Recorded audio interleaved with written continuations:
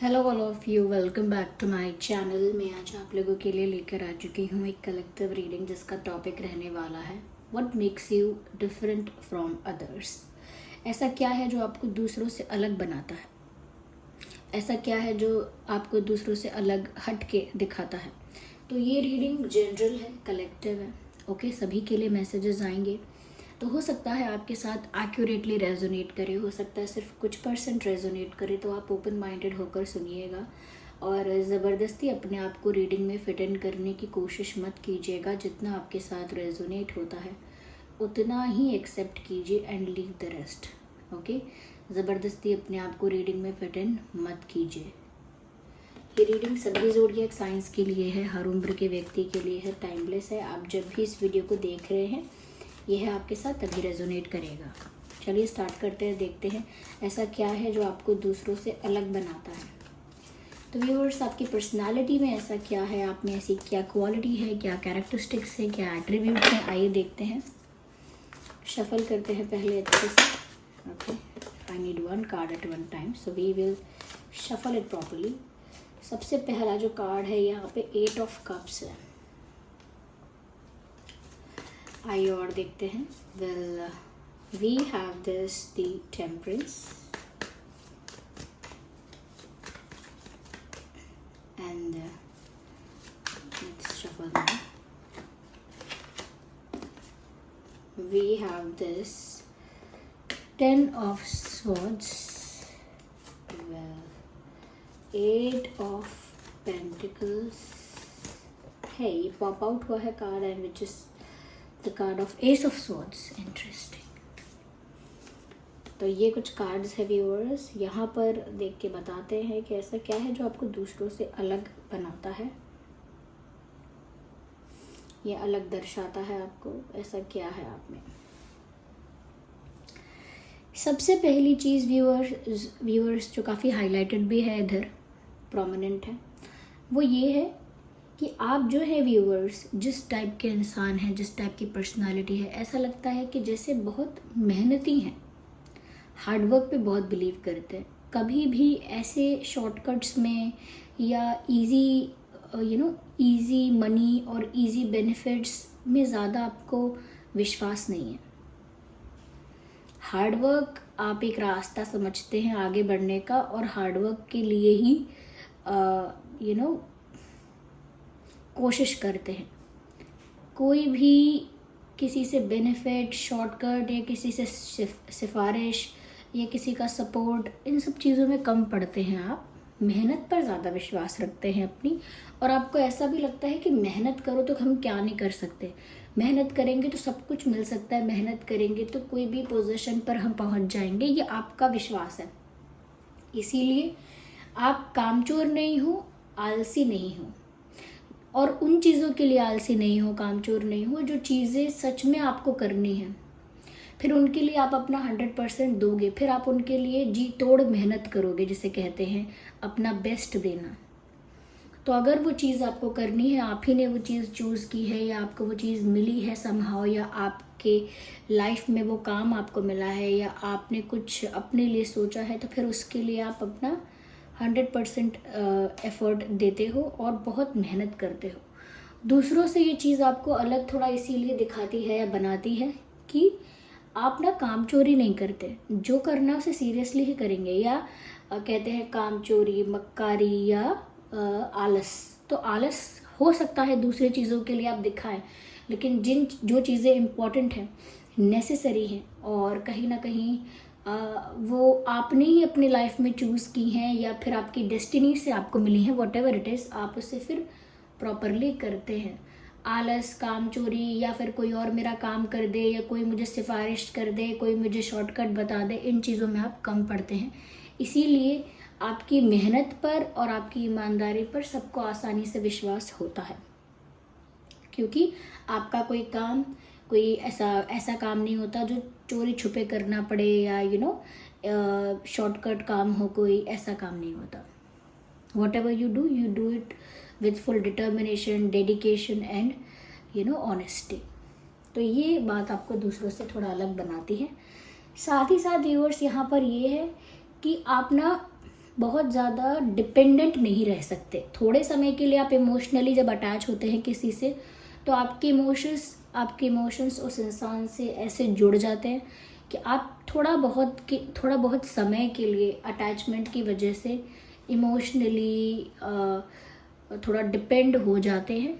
लेकिन सूनर और लेटर, जितना जल्दी हो सके, एज सून एज पॉसिबल, जितना जल्दी हो सके आप अपने आप को वापस से इमोशनली इंडिपेंडेंट बनाते हैं। यानी कि आपको पसंद नहीं है कि आप एक ऐसी कंडीशन में जाएं जहां आप इमोशनली डिपेंडेंट हो जाएं। और जब आपको दिख रहा होता है कि धीरे धीरे इस पर्सन पर आप इमोशनली डिपेंडेंट हो रहे हैं, तो वापस से आप अपने आप को संभालना शुरू करते हैं, अपनी लिमिट्स मेंटेन करना स्टार्ट करते हैं, अपने आप में खुश रहना सीखते हैं। विच मीन्स कि दूसरों पर अपनी खुशी के लिए बहुत ज़्यादा निर्भर रहते नहीं हैं, रहना चाहते नहीं हैं, और अगर हो भी जाते हैं तो अपने आप को संभालने की कोशिश करते हैं। बट इन अदर केसेस ज़्यादातर लोग इमोशनली डिपेंडेंट होते हैं और चाहते हैं कि हम इमोशनली, कोई हमारा ऐसा हो जिस पर हम इमोशनली डिपेंड रहें, और अगर नहीं भी होता है कोई, तो ऐसे इंसान को ही तलाशते हैं जिस पर वो इमोशनली डिपेंड हो सके। और वो ऐसा मेंशन नहीं करते, कहते नहीं है कि हमें कोई चाहिए जिस पर हम इमोशनली डिपेंड हो जाए, नेचुरली वो ऐसा कर रहे होते हैं।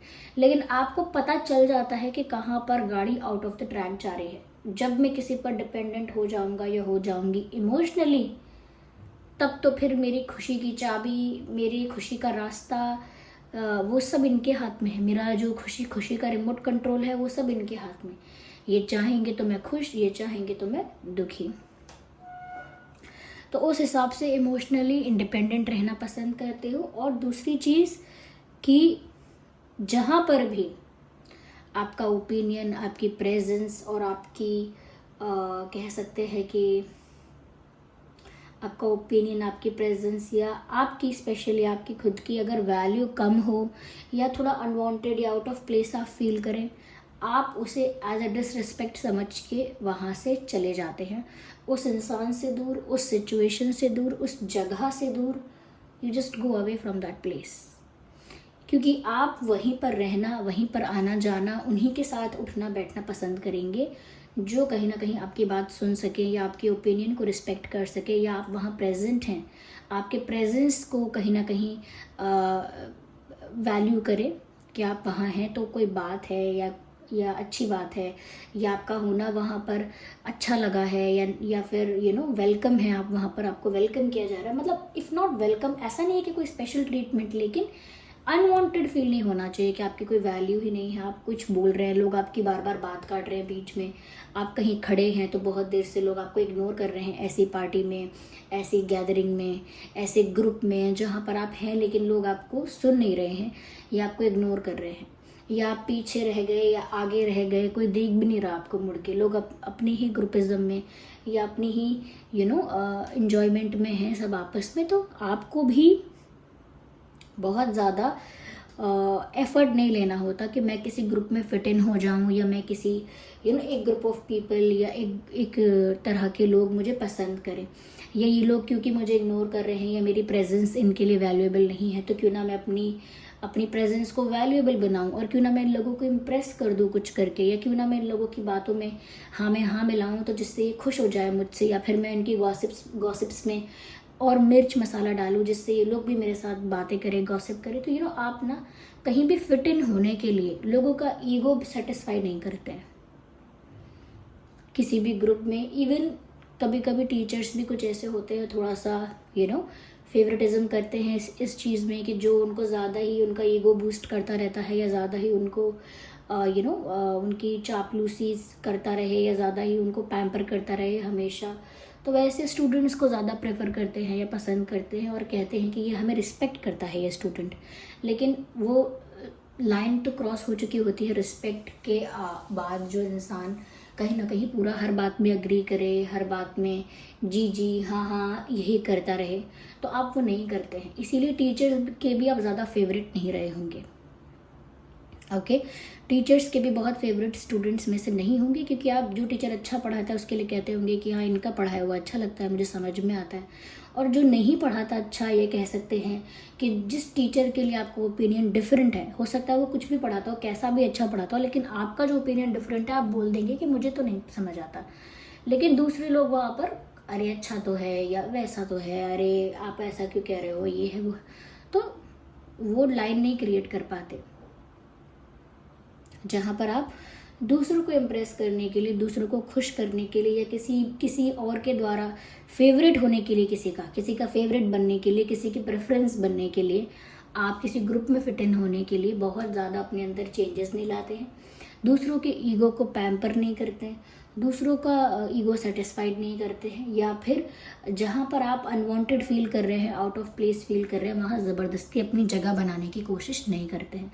आपको आपकी सेल्फ रिस्पेक्ट बहुत प्यारी है, जबकि कई लोग ऐसा करते हैं कि क्योंकि आउट ऑफ प्लेस फील कर रहे हैं, क्योंकि थोड़े अकेले हो गए हैं, तो जो बात वो विश्वास नहीं भी करते हैं उसमें भी अग्री करेंगे, क्योंकि पूरा ग्रुप उस बात को अग्री कर रहा है।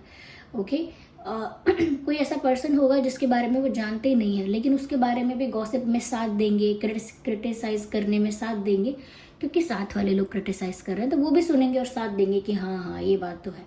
और जहाँ पर बात आई दूसरों का ईगो बूस्ट करने की, ईगो पैम्पर करने की, या सेटिस्फाइड करने की किसी के ईगो को, तो वहाँ पर कई लोग ऐसा करेंगे कि हाँ हाँ ऐसा कर दो, ऐसा कर दो, इनको अच्छा लगेगा, ये फेवरेट रखेंगे हमको, तो जब हम कहेंगे हमारा काम कर देंगे, या ये होगा वो होगा। स्मार्ट, ओके, उनको लगता है स्मार्ट है, लेकिन वहाँ पर उनकी कोई रिस्पेक्ट नहीं होती है। They just trying to get their work done. वो बस चाहते हैं उनका काम कैसे भी बनता रहे, XYZ। और वहाँ पर कोई प्रिंसिपल्स, कोई मॉरल्स, कोई रिस्पेक्ट उस समय मैटर नहीं करती है, जो कि टेम्परेरीली तो अच्छा लगता है कि मेरा तो काम बन गया, आप अपने रिस्पेक्ट को लेके बैठे रहेंगे, ठीक है, लेकिन आगे जाके ये चीज़ें बहुत बड़ा डिफरेंस क्रिएट करती हैं। ओके, मेंटल हेल्थ पर, पर्सनालिटी पर, आपकी इमेज पर, और कहीं ना कहीं आपके कॉन्फिडेंस पर, ये सब चीज़ें असर डालती है। ऐसा इंसान जो हमेशा ऐसा करता रहेगा, जी हुजूरी ही करता रहे हमेशा, उसका कॉन्फिडेंस कैसा होगा आप सोचिए, उसके अंदर क्लैरिटी कितनी होगी। जो दूसरों के ही ओपिनियंस को लेकर ही बढ़ता रहता है, अगर कल को किसी ने उसको राय नहीं दी, गाइड नहीं किया, कुछ कमांड नहीं किया, कुछ ऑर्डर नहीं किया, कुछ इंस्ट्रक्शन नहीं दिया, तो वो तो क्लूलेस हो जाएगा, क्योंकि खुद से नहीं सोच सकता वो इतना कुछ अच्छा बुरा ये वो, क्योंकि वो दूसरों के इशारों पर चलना पसंद करता है, आदत पड़ गई है। ओके, तो आई एम नॉट सेइंग कि दूसरे लोग गलत है, लेकिन ये चीज़ें आपको दूसरों से अलग बनाती है, क्योंकि आज का समय ऐसा, देखिए व्यूअर्स, अगर हम और युगों की बात करें और पुराने समय की बात करें, तो लोग प्रिंसिपल्स को सीरियसली लेते थे, अपने वैल्यू सिस्टम को, प्रिंसिपल्स को और सेल्फ रिस्पेक्ट को प्रायोरिटी देते थे। ओके, तो लेकिन अब समय थोड़ा बदल गया है, सब कुछ इजी गोइंग हो गया है, सब कुछ टेम्परेरी हो गया है, सब कुछ उसी मोमेंट तक के लिए है। ओके, तो उस चीज़ में आप अपने आप को ढालते नहीं हैं ज़बरदस्ती, तो ये चीज़ भी आपको दूसरों से अलग दिखाती है, जिसकी वजह से यहाँ पर कुछ लोग ऐसा भी सोच सकते हैं आपके बारे में, कुछ लोग ऐसा भी सोच सकते हैं आपके बारे में कि आप थोड़े रूड हो, या थोड़े से ज़्यादा स्ट्रेट फॉरवर्ड हो, थोड़े से ज़्यादा मीन हो, ऐसा सोच सकते हैं। लेकिन वो वही लोग सोचेंगे जिनको आपने इम्प्रेस करने की कोशिश नहीं की, जिनको आपने प्लीज़ करने की कोशिश नहीं की, तो दे विल से कि आप थोड़े से मीन हो, ज़्यादा स्ट्रेट फॉरवर्ड हो, इतना नहीं होना चाहिए, ऐसा बोल सकते हैं। साथ ही साथ व्यूअर्स, ऐसा भी लगता है that you never give up. Okay, give up नहीं करते। आपकी ज़िंदगी में ऐसा समय आया है व्यूअर्स कि अपनों ने आपको धोखे दिए हैं, एक धोखा नहीं कह रही हूँ, बैक स्टैब किया है, आपको बिट्रे किया गया है, चीट किया गया है, और ये सिर्फ लवर की बात नहीं है, ऑफकोर्स किसी पार्टनर ने किया हो सकता है, लेकिन दोस्तों ने, रिश्तेदारों ने, और भी किसी जगह पर जहाँ पर नहीं होना चाहिए था, जहाँ पर आप एक्सपेक्ट नहीं कर रहे थे, वहाँ पर भी बिट्रेयल और चीटिंग आपको मिली है, लेकिन आपने गिव अप नहीं किया है। लाइफ में आपने अपना कॉन्फिडेंस, अपनी मेंटल पीस मेंटेन करके रखी है। साथ ही साथ कुछ परिस्थिति ऐसी आई, वो हेल्थ वाइज हो सकती हैं, फैमिली कुछ प्रॉब्लम ऐसी हो सकती है, फैमिली में किसी की हेल्थ हो सकती है, फाइनेंशियल रीज़न हो सकता है, कोई बर्डन हो सकता है, या कह सकते हैं कि कुछ भी हो सकता है, फैमिली सिचुएशन या कुछ भी और, financial situation, health related situations, जहाँ पर पूरी तरह से आप टूट चुके थे, पूरी तरह से आपको सब खत्म होता हुआ दिखा, अपनी लाइफ आपको बिखरती हुई दिखी, अपना घर परिवार, या कह सकते हैं कि बहुत कुछ आपको ऐसा लगा जैसे टूट गया सब, जैसे माला टूट गई और मोती कहाँ कहाँ बिखर गया, आप नहीं समझ पाए, बटोरना तो दूर की बात है, समेटना तो दूर की बात है। तो यहाँ पर ऐसा लगता है व्यूअर्स कि आपने फिर भी गिव अप नहीं किया, थोड़ी घबराहट हुई, थोड़ा स्ट्रेस हुआ, लेकिन खुद को संभाल लिया। वापस सिचुएशन में आपने वापस से खड़े होकर हिम्मत रखकर धीरे धीरे अपना कॉन्फिडेंस भी गेन किया, ज़ीरो से स्टार्ट किया फिर से जीना, फिर से लाइफ को लेकर कुछ आपको जो नई सीख मिली, नए लेसन्स मिले, उनको लेकर आप आगे बढ़े, लेकिन गिव अप नहीं किया। हाँ, आपको जो भी लेसन्स मिले वो आपने लाइफ में अपनाए ज़रूर, कि किस पर भरोसा करना है, कितना करना है, कितना बताना है, कितना रिस्पेक्ट इम्पॉर्टेंट है, कौन क्या जगह, किसकी क्या जगह है मेरी लाइफ में, एंड ऑल दैट। बहुत कुछ सीखा आपने, और वो सब सीख आपने अप्लाई भी की, लेकिन गिव अप करना नहीं सीखा। चाहे कितनी भी ठोकरें खाई हों, कितनी भी धक्के खाए हों, लेकिन फिर भी गिव अप करना नहीं सीखा। आप उन लोगों में से रहे ही नहीं हैं जो अपने डिप्रेशन के लिए या अपनी तकलीफ़ के लिए, दुख के लिए सबको जा के बताया। आई एम नॉट सेइंग जिनको डिप्रेशन है, तकलीफ़ है, उनके लिए कोई ईजी रहा है, नहीं, लेकिन आपने फिर भी इन चीज़ों को अपने ऊपर हावी नहीं होने दिया।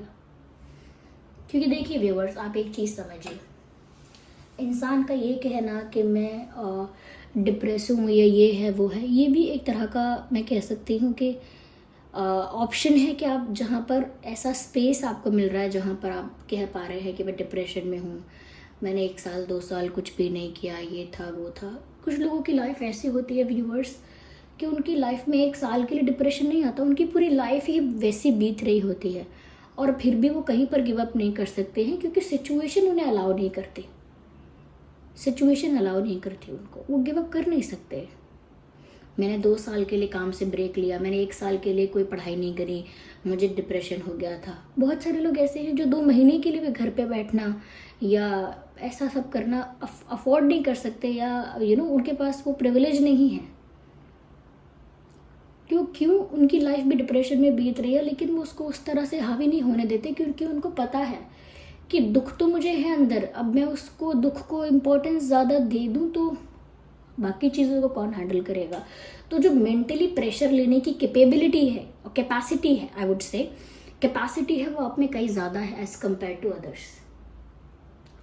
जितना प्रेशर, जितना स्ट्रेस हैंडल और आप कैपेबल हो हैंडल करने के लिए और झेलने के लिए, वो आपकी कैपेबिलिटी और ज़्यादा है, वो पावर आप में ज़्यादा है, वो स्ट्रेंथ आप में ज़्यादा है एज़ कम्पेयर टू अदर्स, जहाँ पर लोग एक ब्रेकअप को भी लाइफ टाइम डिप्रेशन बताते हैं। लाइफ टाइम डिप्रेशन, ये सब नहीं होना चाहिए। आप लोगों को अपनी लाइफ के बारे में भी सोचना चाहिए। ओके, तो ये जो बात है कि लोग गिव अप करते हैं सिचुएशंस में, आप ऐसे इंसान नहीं हैं जो गिव अप करेंगे। इनफैक्ट आपके अंदर वो कैपेबिलिटी है, वो कैपेसिटी है कि आप ज़्यादा प्रेशर को, ज़्यादा स्ट्रेस को हैंडल कर पाते हैं। आप नहीं घबराते बड़ी से बड़ी परिस्थितियों में। जैसे कई लोग होते हैं, थोड़ा सा ब्लड देखकर चक्कर आ जाता है, तो किसी का एक्सीडेंट देखकर उल्टी हो जाती हैं, घबराने लगते हैं। कोई होता है कि किसी की न्यूज़ सुनकर, कोई बैड न्यूज़ सुनकर बेहोश हो जाता है, अटैक आ जाता है, ये समथिंग कुछ भी, लेकिन आप बहुत स्ट्रांग हैं बहुत सिचुएशंस में।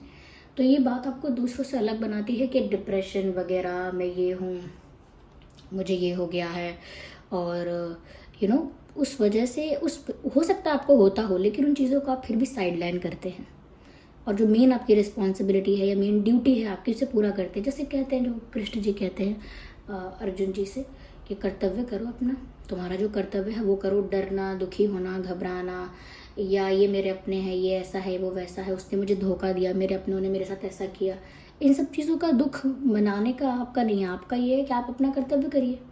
उन्होंने जो किया वो उनका कर्म, धोखा दिया, किसी ने बैकस्टैब किया, वो उनका धर्म, कर्तव्य, उन्होंने कितना पालन किया, उनकी नियति। आप अपना कर्तव्य कितना कर रहे हैं वो आपके ऊपर है। अगर आप भी ऐसे कह रहे हैं कि उन्होंने वो किया, उस बात से मैं डिप्रेस हो गया, मैं बैठ जाऊंगा, मैं कुछ नहीं कर पाऊंगा, तो फिर आप अपना कर्तव्य भी नहीं करेंगे, वो करते रहिए। तो आपको ये चीज़ लोगों से अलग बनाती है। और यहाँ पर ऐसा लगता है that you are very good decision maker, सोच समझ के डिसीजन लेते हैं। हो सकता है टाइम लगता हो आपकी लाइफ में मेजर डिसीजन लेने में, लेकिन आप बहुत ही सॉलिड स्ट्रॉन्ग डिसीजन लेने वाले इंसान हैं। ऐसा नहीं है कि आज आपने किसी को कमिटमेंट दे दी, फिर कल बोल दिया 2 महीने बाद कि नहीं मेरी फैमिली कुछ और कह रही है, मैं नहीं कर सकता। या फिर ऐसा नहीं हो सकता कि आज आपने किसी को प्रॉमिस कर दिया कि मैं आपको इतने पैसों की हेल्प करूँगा, और फिर अगले दिन आप फ़ोन नहीं उठा रहे। या आपने बोला अरे मैं नहीं कर सकता, अब लास्ट मोमेंट पे किसी को डिच कर दिया, ऐसे नहीं है। जो डिसीजन आप लेते हैं, जो वादा आप करते हैं, जो कमिटमेंट आप देते हैं, उसकी वैल्यू है। क्यों? इन्हीं चीज़ों की वैल्यू है क्योंकि आपकी रिस्पेक्ट है, प्रिंसिपल्स है, सब जानते हैं कि आप ऐसा नहीं करेंगे। लेकिन आपने कई लोग ऐसे देखे होंगे जिनको सभी सभी उनके बारे में ऐसा बोलते हैं, अरे इसको मत देना पैसे, या इसको कहीं ना कहीं ऐसा मत करना, वैसा मत करना। फिर ये इंसान जो है ना बात से पलट जाएगा। आप अभी इसकी बात पर विश्वास करके बैठ जाओगे कि हाँ फ्यूचर में ये हमारा काम कराएगा, जब मौका आएगा तो ये कहेगा अरे मैं क्या करूँ, मैं बिजी हूँ, ये है वो है। तो दूसरे कई लोग ऐसा कर जाते हैं। ओके, वहाँ पर आप अपने कमिटमेंट पर टिके रहते हो। ये बात भी आपको दूसरों से अलग बनाती है। और ये सब केओस होने के बाद भी, लाइफ में इतने अप्स एंड डाउन्स चलते हैं, उसके बाद भी आप मन को शांत रखते हो, स्थिर रखते हो सकता है थोड़ा योगा करते हो, मेडिटेशन करते हो, यूनिवर्स से, डिवाइन से, भगवान से, परमात्मा से अपने आप को जोड़े रखते हो। इसीलिए आपका मन शांत रहता है। आपका मन शांत रहता है इसी वजह से। इसीलिए आप अपने आप को कन्विंस्ड रख पाते हो, काम रख पाते हो कि मैं जो कर रहा हूँ सही कर रहा हूँ, सही कर रही हूँ। तो ये व्यूअर्स, आप ये चीज़ें हैं जो आपको दूसरों से अलग बनाती हैं और ये आपकी पर्सनालिटी की चीज़ें हैं। देखिए व्यूअर्स, लाइफ में ना, ये मैं रीडिंग से अलग हट के आपको बता रही हूँ, जब बात आती है कि हमें मज़े करने चाहिए, हमारा जो दिल चाहता है वो करना चाहिए, हमें ये इच्छा है तो वो करना चाहिए, ठीक है। लेकिन viewers, what ever your duty is, आपको पहले वो फुलफिल करनी चाहिए। डिज़ायर्स तो अनकाउंटेबल हैं, डिज़ायर्स का कोई लिमिट नहीं है, लेकिन आप अपनी ड्यूटी अगर नहीं करते हैं, it is a sad thing. ठीक है, लोग कई बार ऐसा करते हैं कि मैं कैसे पेरेंट्स का ध्यान रखूं, मुझे अपनी ज़िंदगी जीनी है, मेरे कुछ ड्रीम्स हैं।